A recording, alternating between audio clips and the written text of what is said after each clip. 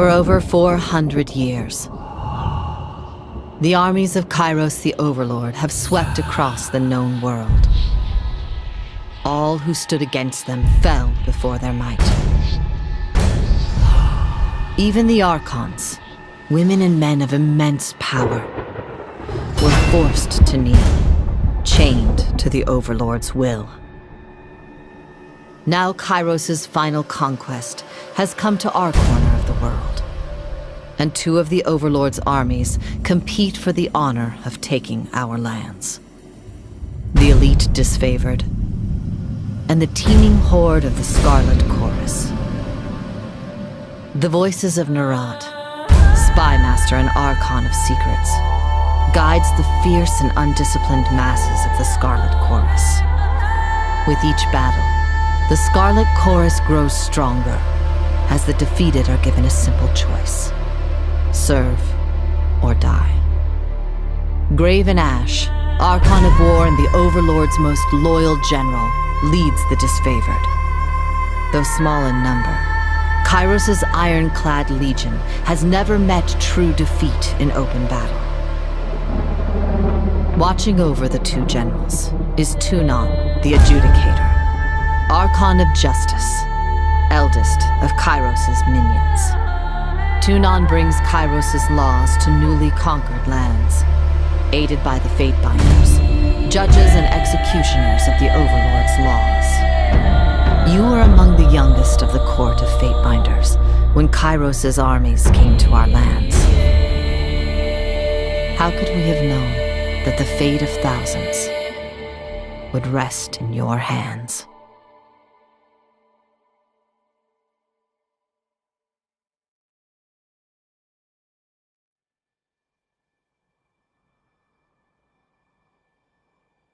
Hello everyone. Welcome to episode 1 in our playthrough of Tyranny. So here we are at our character creation, and I believe got a couple different options. Let's see, we've got male or female. Let's go ahead and go to the next option. Alright, so we've got portraits.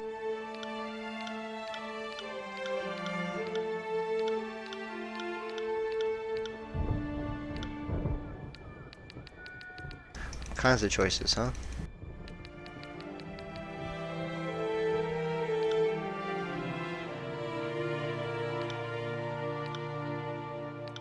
And we'll go with the hooded figure, I guess. Alright, faces. Doesn't look like it makes all that much difference. Hair.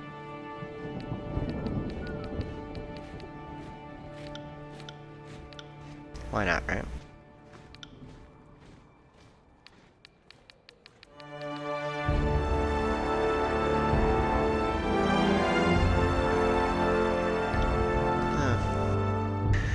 Alright, let's see. Voices. That wasn't so hard. My wounds are slowing me down. Found something. Oh, sneaky's good. Tattoos, huh?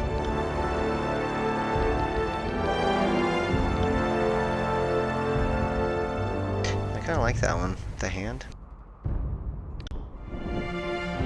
Oh, it's on his face too, huh?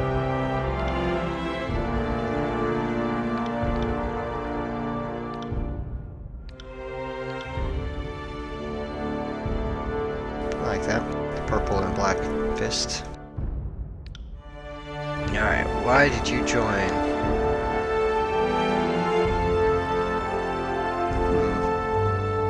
So I could have been a gladiator or pit fighter.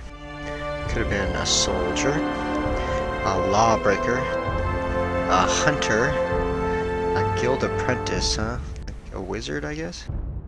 A war mage, a noble scion, or a diplomat. I'm gonna say I was a lawbreaker. Let's see, accused of a crime that you most certainly did not commit, you stood before Tyranny the Adjudicator, Archon of Justice, and argued your case with eloquence and conviction. Impressed by your logic, reason, and confidence, he found you guilty anyway. Okay. I'm still gonna go with that. I really like that. Alright. What is your first combat style? So, mages skilled in shock magic can interrupt their enemies. Frost mages, an offensive school that focuses on slowing enemies and dealing cold damage. Atrophy fells drain the skills and attributes of your enemies, weakening their attacks and making them easier to kill. Vigor is a utility branch of magic that focuses on granting bonuses to yourself and your allies. I really, with my primary character, like the idea of being a frontline fighter. The question is, do I want to dual wield, or use a two-handed weapon, or a sword and shield? Kind of like the idea of being a tough sword and shield kind of character. And then I get two abilities. Shield Slam dazes your target for a moderate duration, or slams your shield with them. Or Sunder, deliver a powerful overhead attack that reduces the target's armor. I'm gonna reduce their armor. I like that. Next.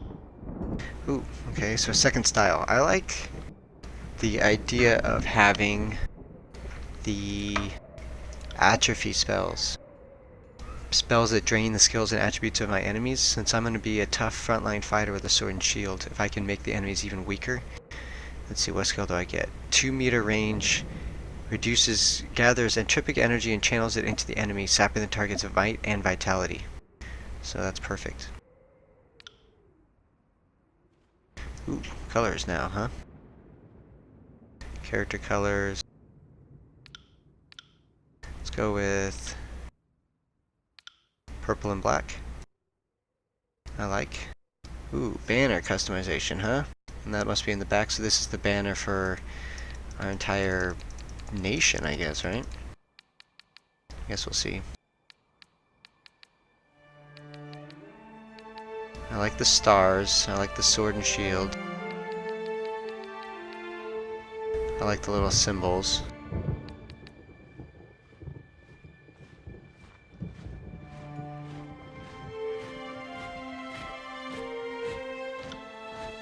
I think I like this one.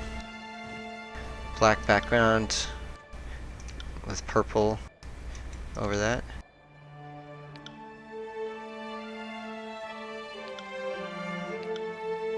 No, we'll go with black and purple.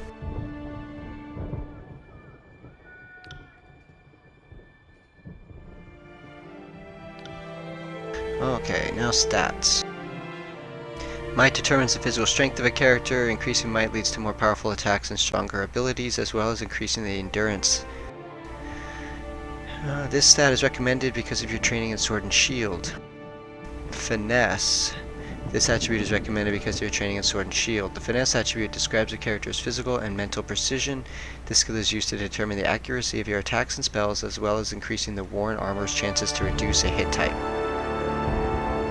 Okay, so finesse is going to be very important to me as a defensive character, and to make sure my spells don't miss. Wits. The wits attribute describes a character's mental acuity, their ability to observe their environment and pick up on clues. Wits is used to increase spell strength as well as to increase magical defense. So I'm going to need that to survive as well. And resolve.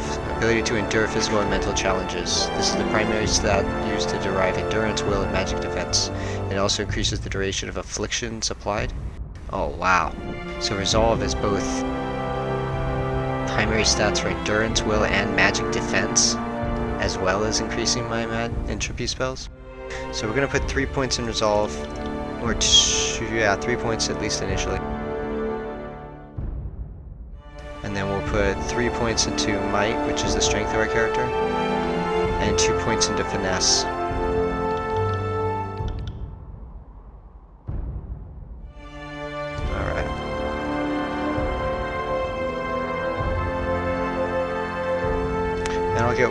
I'll reduce resolve down to 2 and get 1 point in wits to increase my spell strength as well. Ah, skills, huh? Control atrophy determines a character's ability to draw and control use of the sigil of atrophy. Higher skill values increase the chance of hits and crits, also extend the duration of atrophy's penalties. Okay. Magic Staff determines the effectiveness of attacks using a magic staff. Higher skill values lead to more accurate attacks, increasing the chance of critical strikes.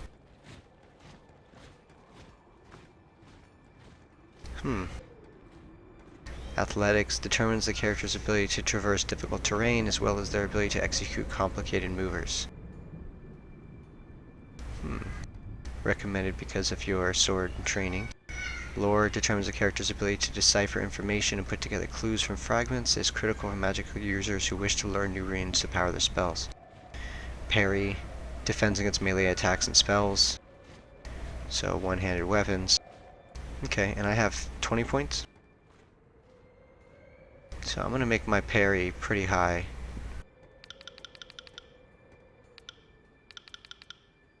In fact, I'm going to put 10 points into parry.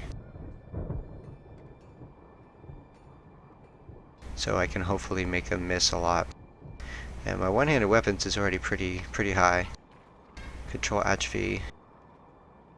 Athletics, I'm going to get up to 32. I don't really care about magic staff too much, to be honest. At least not now.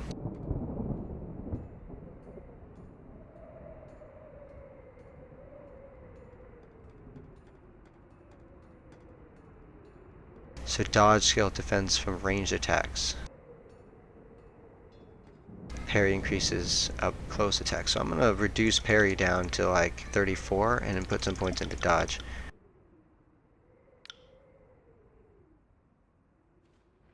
And then I'll get another point in one-handed weapons, and then 2 points in control atrophy and 1 point to lore. Nice little balance. Alright, we're going to play through as conquests, which allows us to make some decisions about our game as we go. All the world has fallen to Kairos, and now the Overlord's eye is on the Tiers, our home. The last corner of the world free of Kairos' reign. 2 armies, the Disfavored and the Scarlet Chorus, march south from the Northern Empire, the last realm to fall to Kairos a century prior. In the early days of 428, Kairos' armies arrive at the Gates of Judgment, the mountainous border that we Tiersmen so long believed unassailable. Unable to agree on a unified plan of defense, the various leaders of the Tiers sit and wait for each other to deal with the conquerors, until it's too late.